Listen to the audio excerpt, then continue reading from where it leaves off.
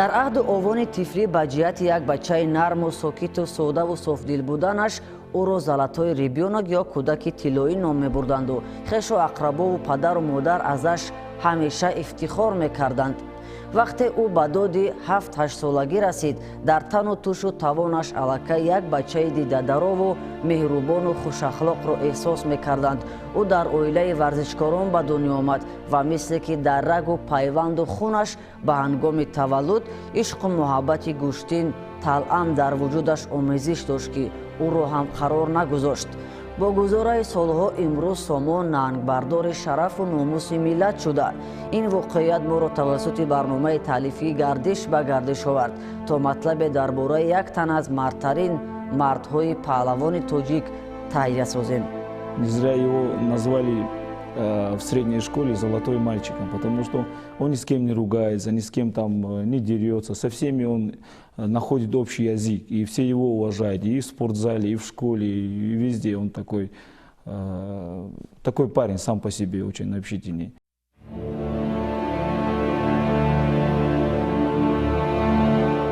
Сомон санаи 24 марти соли 1999 дар шаҳри Иркутски Федератсияи Россия дида ба дунё кушудааст.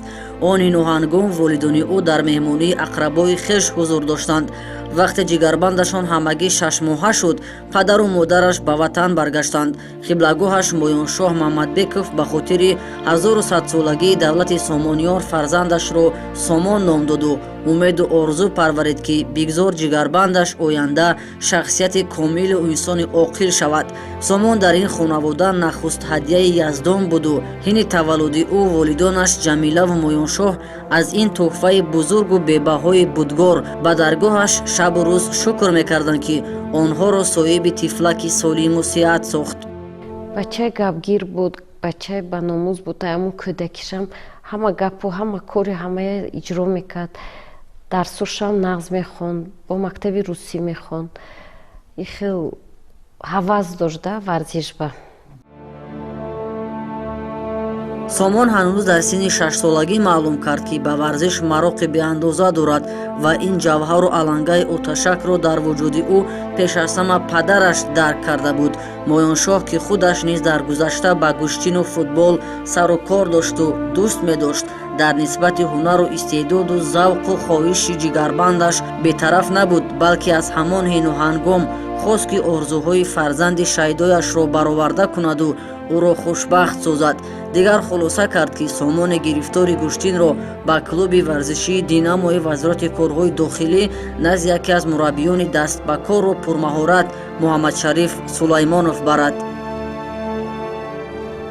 Сомон аз синни 6 солагиш ба ҳамин варзиш яъне таваҷҷӯҳ зоҳир карда буд ва бисёрам мехост ки дар ҷое ки масалан ки машқ аст ҳамуҷо бояд ки вай хости вай ҳамин буд ки бояд ки машқ кунад. ва манам ки дар он вақт яъне дар академияи илмҳои ҷумҳурии Тоҷикистон аспирант будам. назди имрӯза Динамо яъне дар назди Вазорати корҳои дохилӣ як спорт клубе буд ки ном Динамо дошт ва дар ҳамуҷа пеши устод Шариф Сулаймон бурдам. дар ҳақиқат хеле хурд буд, аз ин хурдтар дар худи ҳамон яъне ҷои машқгоҳе ки зале буд набуд, барое ки ин ҳамагӣ 6 сол дошт. худи масалан устод гуфтанд ки хеле хурд аст, метавонад ки масалан ягон калоне почаш занад, лат хӯрад, лекин азбас ки бисёрам ин таваҷҷӯҳ дошт, ман гуфтам ки яку устод оҳиста оҳиста машқ кардан гирад, худо ҳамаш мешавад. Муҳаммадшариф Сулаймонов аз лаҳзаҳои нахустин дар чашмони Сомон завқу муҳаббату шавқи беандоза нисбати гӯштинро эҳсос карду дар тарбияи ӯ камар мустаҳкам басту медонист ки оянда аз ӯ воре як наврас аммо пурҳавас як паҳлавони номдор мерӯяд. Муҳаммадшариф Сулаймонов ба иқрор аст ки агарчи Сомон дар толори варзишӣ ҳам ба ҷиҳати сину сол ва ҳам тану туш хурдова буд, вале муҳимтар аз ҳама талошу завқи хосаву ҳунари вижа дошт. Хорошо, хорошо. Я его тактически надо. Давай. Яким бача. президенти Федератсияи дзюдо ва самбои шаҳри Иркутски Федератсияи Россия Эргаш Муҳаммадбеков амаки Сомон аст. ӯ 23 сол муқаддам дақиқтараш соли 1994 муқимии шаҳри Иркутски Федератсияи Россия шуд ва то кунун ҳамон ҷо кору зиндагӣ дорад. Эргаш дар ҳар фурсату фосила як баҳри хабаргирии хешу ақрабо ба ватан меояд. соли 2008 ӯ боз ба зудбумаш омаду чанд муддат дар аёдати наздикону пайвандонаш монд. Сомон он замон ҳамагӣ 8-9 сол беш надошт. Когда я приехал в свое время, когда был в Таджикистан, мне было интересно, как Сомон занимается, потому что в это время его двоюродный брат уже тренировался у нас там с возраста 5 лет, там Махмадбеков и еще там другие родственники, ребята, там, ученики наши. Я приехал, мне интересно, как он занимается и у кого занимается. Мы поехали, не помню, это был манеж или это был дворец спорта, я не помню просто в тот момент. Мы пришли со своим старшим братом и мне показали Сомон его тренировки, у кого занимается. Потом я переговорил, он занимался у нашего там уважаемого тренера, заслуженного тренера Таджикистана Мухаммад Шариф Сулаймонов. Мы с ним поговорили, и он мне говорит, что очень талантливый парень. Просто жаль, что здесь взрослая группа, а он приходит каждый день, ну, как бы маленький, там 7-8 лет, как бы есть желание, но надо с ним работать. Росточка! Вот так, да. Тенте, ай, вот! Parte, есть. Есть,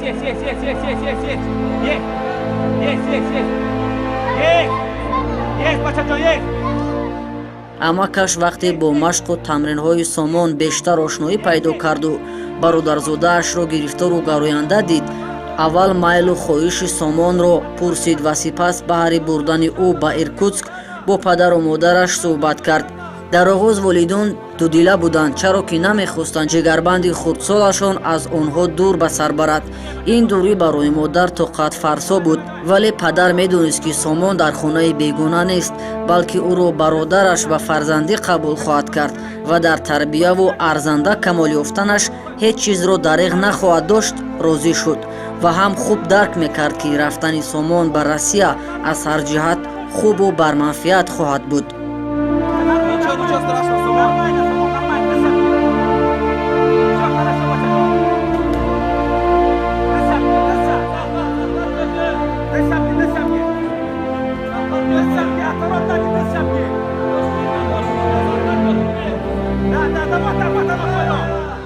Через 2 дня мне надо было лететь домой, в Иркутск обратно.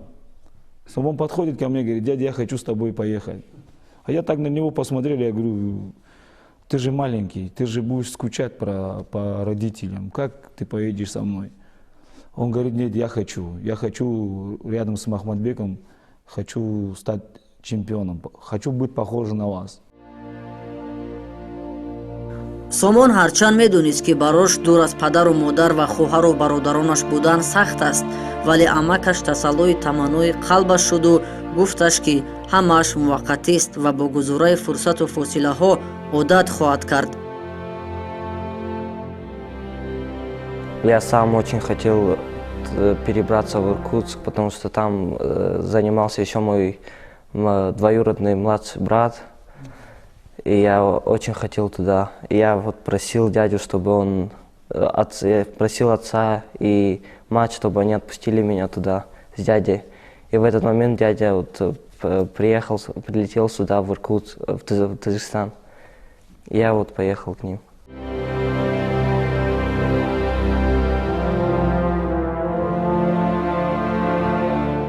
ҳамин тариқ Эргаш Муҳаммадбеков бо Муҳаммадшариф Сулаймонов машварату маслиҳати муфид карданд ва ӯ бародарзодааш Сомонро ҳамроҳаш ба Иркутск бурду. Он ҷо барош шароити арзанда муҳайё карду розу ниёзи гӯштини зудоро омӯхташ.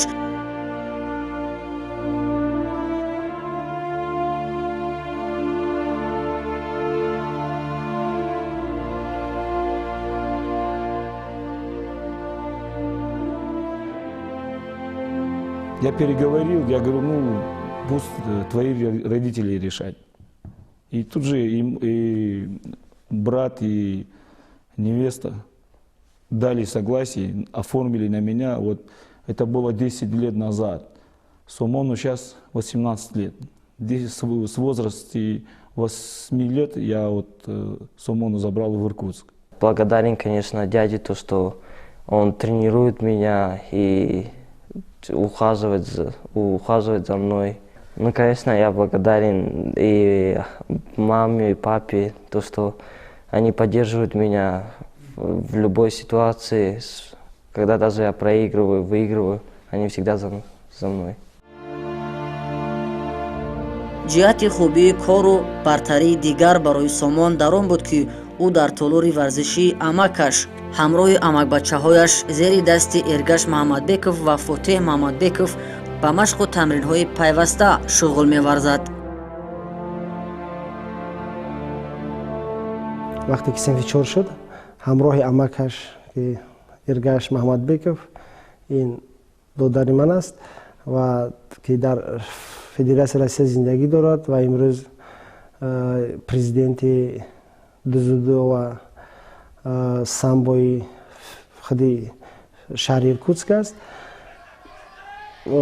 ҳамроҳи писараш амакаш яъне Маҳаммадбек ҳамон машқа сар карданд ва ҳамсоланд ва қарибан ки ҳамо 66 кило қатъи, яъне вазн гӯштин мегиранд.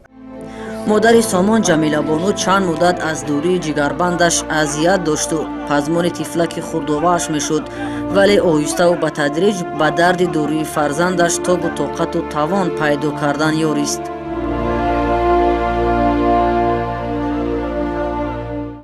зиқ мешудам, ёд мекардам худи Сомон ки мақсад дошт рафтан, баъд хай бо маслиҳат кардему рафтан. гап мезадем, мепурсидем, маъқул кард ва Россияра шахсои боваринок, амакош қатъи, амакош ҳамчун падараш вая дӯст медоштану нигоҳ бин мекардану. Сомон ҳам дар Иркутск дур аз модараш гоҳ-гоҳ дилаш диқ мешуду пинҳонӣ ашк ҳам мерехт. Эргаш Маҳаммадбеков ба иқрор аст ки пеш аз ҳама худи Сомон шавқу хоҳиши зиёд дошт ва пешниҳоди сафар ба Россияро худаш хуш пазируфт. Сомон фақат як мақсад дошт: қаҳрамон шудан ва ба амакаш монанд будан. Ну да, первое время как-то скучал, а потом уже привык уже.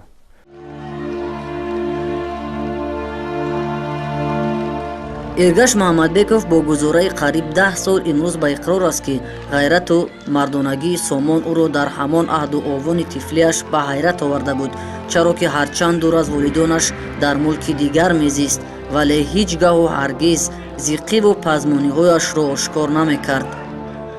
А Сомон никогда не показывал. Сомон такой парень, что вот на самом деле вот таких детей, вот я не хочу хвастать его, что он мой родной. И до сих пор я удивляюсь, что как бы на самом деле вот если ребенок в таком возрасте, если уходит из дома, ну он где-то вот в любом случае без родителей, да, вот.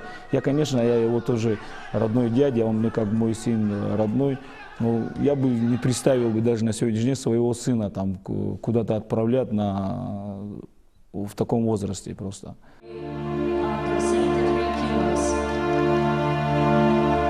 бо гузашти солҳову рафтани фосилаҳо Маҳаммадбеков дарк кард ки Сомон дар тамринҳову машқҳои ҳамарӯза зиёд фаъол аст ва бо ҳунару истеъдоди табиизодааш аз дигар бародарзодаҳояш хеле ва хеле тафовут мехӯрад. бо ҳамин далелу дастак ҳадс мезаду фол ки оянда аз ӯ вори як ҷавони талошварз умеди рӯидани як паҳлавони номовар зиёд буд. пеш аз ҳама ӯ дар тамринҳо бисёр пуртоқату пуртакопу будааст.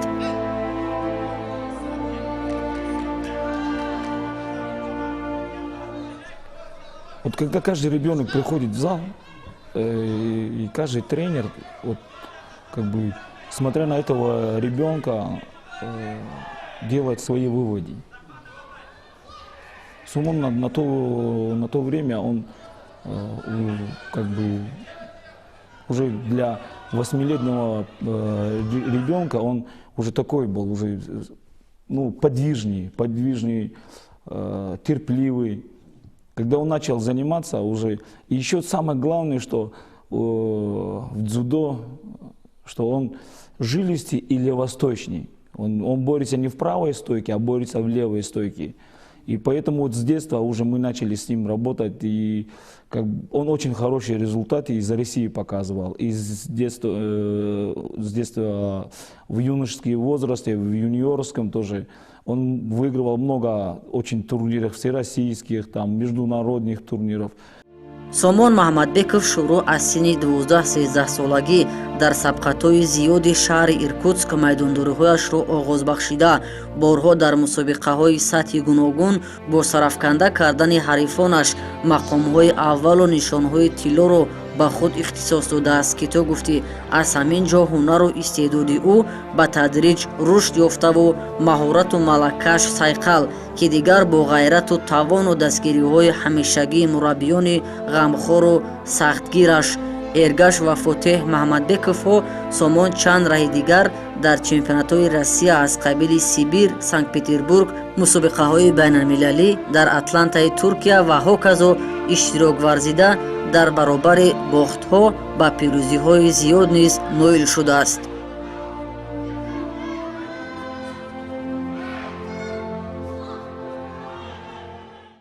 Первые турниры были в 9-10 лет, когда я вот только приехал в 8 лет в Иркутск, и через год я уже боролся по турнирам. Вначале не так, что было. Проигрывал, иногда выигрывал. Мы сначала начали с техники, очень много времени выделяли, и подготовка еще физической тоже. Я участвовал первый раз на международной арене в 2015 году в Анталии, в Турции, по кадетам еще до 18 лет. Я там проиграл, не получилось чуть-чуть. И второй раз тоже в 15-м участвовал в Твери. Там за выход, за тройку проиграл, 7-8 стал. Ман агар хато накунам 13 сол дошт ки вақте ки якумин бор дар мусобиқаи байналмилалӣ дар шаҳри дар Турция иштирок кард ва ғайр аз ин дар чемпионатҳои Сибир ҳама вақт аз 12 солагӣ 11 солагиш иштирок мекард ва хелам ҷои хуб мегирифт. В 2016-м я не боролся на международной арене, и с 2017 года начал бороться по юниорам до 21. В Питере мне чуть-чуть не хватило до 3-го места. Я в дополнительное время мне дали шида, вот и проиграл. А потом после Питера через неделю я полетел в Тунис с тренером и с дядей. И в Тунисе я смог выиграть золото за Таджикистан. оғози мавсими соли 2017 барои сомон ва аҳли пайвандону наздикон хосуан мураббиёнаш басо хотирмону хушу бобарор буд, чаро ки ӯ орзуҳои андсолаашро дар сабқати мазкур бароварда карду аз бахту барору комгориҳош ҳамаро шоду масрур намуд. ӯ дар ҷоми аврупо ки солҳои қаблӣ мудом ё бой медод ё ба гирифтани мақомҳои сеюм, чорум, панҷум шарафёб мешуд, вале имсол пирӯз омад. ин чемпионати басо муҳим барои қаҳрамони мо дар давлати Руминия миёни варзишгарони то 21 сола сурат гирифт. сомони 18 сола бо таҷрибаи кофӣ кардаву маҳорату лаёқати андӯхтаву розу ниёзи ёдгирифтаи риштаи дзюдо аз амакҳояш дар ин мусобиқа ҳамаро қоил карду исбот сохт ки ӯ як тан тоҷики тавоност. сомон Маҳмадбеков ки аз номи кишвараш ватанаш Тоҷикистон баромад мекард, дар вазни 66 кило ҳарифони сарсахташ намояндаи Украина Константин Ноктин, варзишгари олмонӣ Александр Габриер дар давраи ниманиҳоӣ бошад, боз ҳам рақиби дигараш намояндаи Украина Каро Марандянро сарафканда сохта роҳ ба финал гирифт. дар давраи финалии сабқати мазкур сомон Маҳмадбеков Олег Овчаренкои украиниро мағлуб намуда нишони тиллои мусобиқаро ба номи худ сабт кардан ёрист. И после Туниса я боролся в Испании на Кубке Европы. Там тоже я выиграл 2, потом проиграл, и за выход за тройку тоже проиграл. И после Туниса, после Испании я через 2 недели полетел в Австрию. Там проходил очень сильный Кубок Европы. Приезжали и европейцы все, ну все страны почти, и японцы еще были. Я там стал 5-м, в полуфинале проиграл там по глупости, и за 3-е тоже проиграл. И после Австрии я боролся вот в августе 20-го на Кубке Европы в Румынии. Там я смог выиграть золото, выиграл 4 соперников своих. После Румынии я боролся вот на чемпионате мира в Загребе. В 2016 году на первенстве России, когда мы готовились к первенству России, уже Сомон он выигрывал Сибирь до 23 лет. Он уже, можно сказать, что он среди мужчин он выиграл уже Сибирь. У него была первая путевка уже. И, к сожалению, там за 2 недели до чемпионата России он травмировался. Мы не смогли повезти Сомона. Мы поехали, у меня на этом чемпионате, получается, Сомон, брат, это Махмадбеков, выигрывал 60 килограмм. У меня 3 чемпиона России, получается, по 2016 году. Если Сомон бы боролся, мы были уверены в том, что он тоже займет почетное место.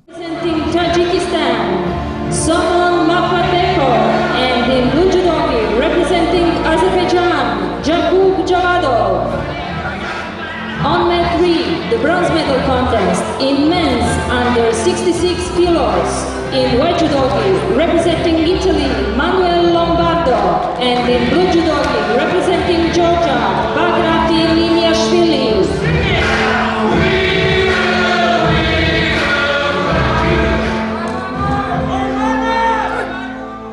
моҳи октябри соли 2017 бахту иқболу насибу рӯзӣ ҳамсафари Сомон Маҳмадбеков шуданду кору бораш дар зиндагӣ барору Сомон ёфту даричаи хушбахтиҳо ба рӯяш боз шуданд. ӯ дар чемпионати ҷаҳон оид ба дзюдо миёни ҷавонон ки дар шаҳри Загреби ҷумҳурии Хорватия баргузор шуд, дар вазни 66 кило сазовори медали биринҷӣ гардид. Сомон дар марҳилаи муқаддамотӣ озод буд. Сипас дар даври дуюм Ҷаслин Сайнӣ намояндаи Ҳиндустон баъдан Исмоил Иброҳимови озарбойҷониро мағлуб карда, аз дасти варзишгари Бразилия Даниэл Каргнин ки ғолиби ин вазн шуд, шикаст хӯрд. Сомон сипас муборизаро барои медали биринҷӣ идома дода, варзишгари испанӣ Салвадор Касес ва намояндаи Озарбойҷон Ёқуб Ҷаводовро мағлуб намуда, ҷои сеюмро сазовор шуд. хотиррасон мекунем ки ин пирӯзии Сомон аввалин нишони биринҷӣ дар таърихи куштини дзюдои тоҷик ба ҳисоб меравад.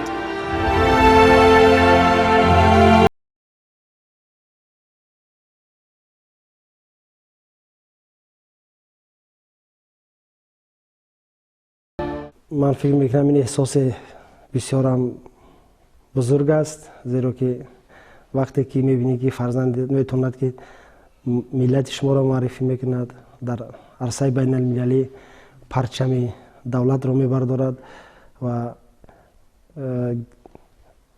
ин бисёр як эҳсосоте аст ки гуфтам наметавонам бафикрам, зеро ки хеле мушкил аст. ина фақат худи одам мефаҳмад чи аст. фарзанди ман Сомонҷон ҷои сеюмро ишғол кард. Ман фахр мекунам ки ҳамхе фарзанди баномӯз дораму иншолло ки ба қуллаи баланд мерасад. Когда Сомон прошел спортсмен из Индии, то уже была уже надежда такая, что он пройдет и остальных.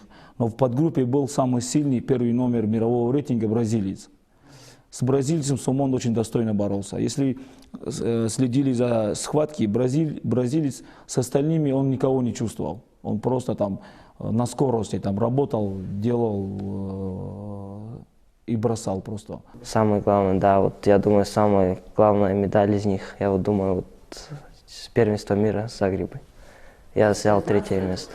Конечно, мы настраивались на золотую медаль, но, алхамдулилля, вышло тоже неплохо, 3-е место. Я проиграл там в четвертьфинале бразильцу, там за секунду упал. И потом сумел собраться и выиграть у испанца за выход за 3-ку. И за 3-е место выиграл у азербайджанца, тоже неплохого. Repechage of the men's under 66 kilos. In the white judo ring, representing Tajikistan, Somon Makhmadbekov. In the blue judo team, representing Spain, Salvador Capes-Roca.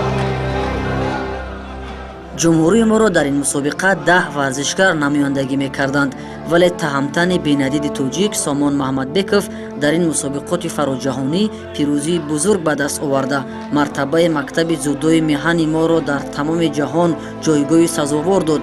ҳарифоне ки дар баробари ӯ сарафканда гардиданд паҳлавонҳои андаку тасодуфӣ набуданд, аммо паҳлавони қавипанҷаи тоҷик Сомон Маҳмадбеков ин андешаҳоро бо зури бозу ва ҳунари аълои худ бо ғалабаи мутлақаш ботил баровард. мунтахаби тоҷикистон аз ин маъракаи муҳташам ба хазинаи дастовардҳояш аз баракати ҳунари аълои паҳлавононаш Темур Раҳимов ва Сомон Маҳмадбеков 2 медали биринҷӣ афзуд, ки нишондоди бесобиқа ба шумор меравад. ин дастоварди бузургро барои паҳлавонони номбурда, мураббиёни онҳо ва тамоми мардуми Тоҷикистон табрику таҳният гуфта изҳори эътимод мекунанд, ки ибрати онҳо паҳлавонони дигарро барои фатҳи қуллаҳои баландтар дар ин ришта рӯҳу равону тушу тавони тоза мебахшад.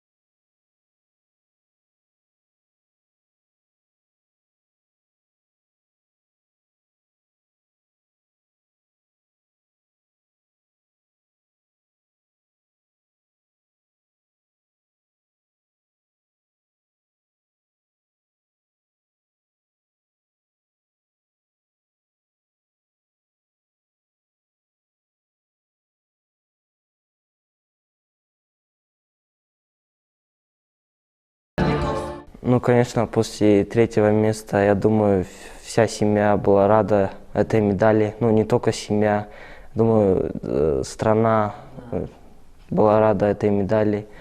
Я тоже был очень горд, что оправдал доверие семьи и страны. Сомон бисёр имконияти хубе дошт, ки аз тарафи Федератсияи Россия ҳам иштирок кунад, лекин мо ба як хулоса омадем амакош қатӣ, ки Сомон аз тарафи ҷумҳурии Тоҷикистон иштирок кунад, зеро ки Сомон шаҳрванди Тоҷикистон буд ва фахр аз миллат ва аз давлати худ кунад, ки масалан дар ин мусобиқаҳои байналмилалӣ тавонад ки парчами ҷумҳурии азизамонро бардорад ва муаррифӣ кунад давлати моро. Сомон аз замони рафтанаш ба Федератсияи Россия бо шарофати ҳамин пирӯзияш дар чемпионати ҷаҳон ва барош бисёр муҳим ҳамагӣ бори дуввум ба Тоҷикистон меояд. баъди рафтанаш дар соли 2008 ба шаҳри Иркутск, маротибаи нахустин соли 2012 ҳамроҳи амакаш ва ҳамзамон мураббияш Эргаш Маҳмадбеков барои дидорбинии хешу ақрабову наздикон ва волидонаш сафар дошт. ин бор ки ӯ дар чемпионати ҷаҳон оид ба дзюдо номи Тоҷикистонро муаррифӣ намуд ва бо нишони биринҷӣ аз ин сабқат ба сарзамини Тоҷикистон қадам ниҳод, ӯро дар фурудгоҳи байналмилалии шаҳри Душанбе намояндагони Кумитаи кор бо ҷавонон ва варзиши назди ҳукумати ҷумҳурии Тоҷикистон, хешу таборон ва васоити ахбори омма, хоса телевизиони варзиш арзандаву сазовор истиқбол карданд. Сомон аз ин пешвозгирии самимонаву ғайричашмдошти ҳамватанонаш дар ҳаяҷон уфтода буду бо чашми сар диду бовар кард ки пирӯзии ӯ барои миллати тоҷик чӣ қадру андоза қимате дорад. Я благодарен, то, что вот и я не ожидал, и Сомон не ожидал вот такую теплую встречу, когда Сомон прилетел, когда подключились все. Подключились и болельщики, и родные, и Министерство спорта, ну, и все. Вот, как бы, когда он прилетел, он уже он не понимал на самом деле. И он понял, что его ценят. И я очень благодарен, что как бы, оценили нашу работу. Я думаю, что это такой, знаете, первый шаг к большой спорту, да, поэтому все, иншаллах, впереди еще Сомону. Честно, я был очень удивлен, то, что так меня встретили. Хочу поблагодарить всех, кто присутствовал там, всех журналистов, там, всех, кто был в аэропорту. Честно, не ожидал такого. ба гуфти Эргаш Муҳаммадбеков, ҳарчанд иқрор шудан мушкил аст, вале бояд гуфт ки Сомон дар аҳду овони кӯдакӣ агар ба Россия намерафт, шояд ба чунин дастовардҳо ноил гардиданаш амри маҳол буд, ба далели он ки дар Иркутск ӯ назди шахсони боварибахш амакҳои худаш тамрин карду дар ҳалқаи паҳлавонон бузург шуду аз тактаки эшон ки ҳама паҳлавонони номдори шаҳри Иркутск ба шумор мерафтанд, нозукиҳои дзюдоро сидқан аз худ кард. ба гуфти худи Сомон ки ӯ дар оилаи варзишкорон яъне паҳлавонон ба дунё омадааст, дар хурдсолиаш имкони дигар пайраҳоро интихоб кардан барош бисёр сахту сангин буд, чаро ки паҳлавонӣ ба қавли дигар барои онҳо пуштӣ аст. Сомон ҳам вақте ба ҳамин ҷода қадам гузошт, дигар инак бо гузораи 10 сол аз ин пайраҳа худро канор карда натавонист ки натавонист. Это очень сложно говорить о том, что если бы он остался, бы он добился каких-то таких результатов. Но я считаю, что лучше он поехал с нами, то если бы он бы остался бы здесь, ну, как бы, знаете, может, тренера хорошие, но помимо того, что он тренируется, надо же вообще контролировать основной момент, когда, чтобы спортсмен спал вовремя, кушал вовремя, и чтобы у него какие-то определенные фармакологии были. Да, думаю, да, если бы я бы тут остался, я думаю, я такого бы не добился, как в Иркутске. Я бы не смог бы. ба иқрору исботи коршиносону мутахассисон, Сомон ҳоло ҷавону тавонманду талошварзи ҷодаи паймудааш яъне паҳлавонист ва ин ҳанӯз охири кору дастоварди ниҳоии ӯ нест, чаро ки акнун роҳаш ба майдонҳои беҳу болотари сабқатҳои ҷаҳонӣ рӯшантару рахшонтар шуду мусобиқаҳои дигар монанди майдони набарди 32-мин бозиҳои тобистонаи Олимпии Токио 2020 интизори уст. Сомон аз имрӯз баҳри рохат ба даст овардани олимпиадаи мазкур омодагӣ дорад ва агар худо хоставу ӯ рохат бигирад, ҳатман аз номи Тоҷикистони азиз майдондорӣ хоҳад кард. Иншаллах, мы хотим отобраться на Олимпиаду. Это цель, наша цель со всей командой, чтобы выступить и, иншаллах, взять медаль олимпийскую для страны. Да, я выступлю за Таджикистан. Я сам хотел, и еще дяди тоже хотели, чтобы я выступал за Таджикистан. И отец, и мать, все хотели. Дальше будем готовиться. Вот сейчас Сомон переходит в другой весовой категории, в 73. Дальше будем после января готовиться. И у нас направление одно. Олимпиада. Иншаллах. Говорят, если ты зашел в темный туннель, то ты туда заходишь с надеждой, что появится в конце этого туннеля свет.